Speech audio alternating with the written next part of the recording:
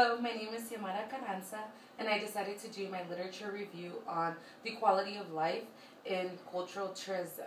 The reason why I decided to do my literature review and this presentation on this topic was because throughout the semester I was very intrigued with how the people from these host communities were affected, whether it was positive or negative. In cultural tourism, it seems as though you want to keep your authenticity, and that's the whole purpose of having cultural tourism, is to go visit a location and see it for its pure form. And in doing so, how does that affect other people? That was my question, and that's why I decided to do my lit review on this topic. So with that, I hope you enjoy my presentation. Thanks. So to start off, I decided to do some definitions just so that you can get a better idea of when I say these words, what I am referring to. The first one is cultural tourism, which is visiting a location to experience their way of life in all its forms. The second is quality of life, which is the standard of health, comfort, and happiness experienced by an individual or a group. And lastly, it's host community, which is all of the people who inhabit a defined geographical area ranging from a continent, country, region, town, to a village or historic site.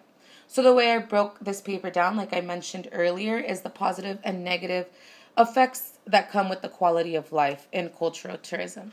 So we're going to go ahead and get started with a couple of the negative effects, and this comes from in a cross-cultural analysis of tourism and quality of life perceptions by Kathleen Anderich, Carleen Valentine, Christine Vogt, and Richard Knopf. And this states these negative impacts can be in the form of crowding, traffic and parking problems, increased crime, increased cost of living, friction between tourists and residents, changes in residents' way of life, and others. Another negative effect, this comes from residents' perceived quality of life in a cultural heritage tourism destination by Mindy Joan, Michelle Kang, and Edward Desmarais. It states the economic growth from tourists does not necessarily have always a positive impact on residents' well-being.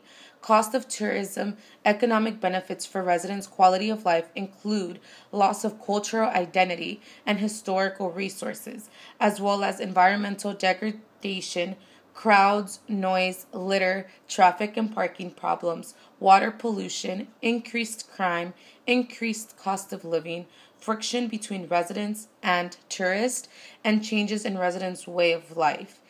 So these are some of the negative effects of the quality of life of people living in these cultural heritage locations, but it is not all bad. So here are a couple of the positive effects.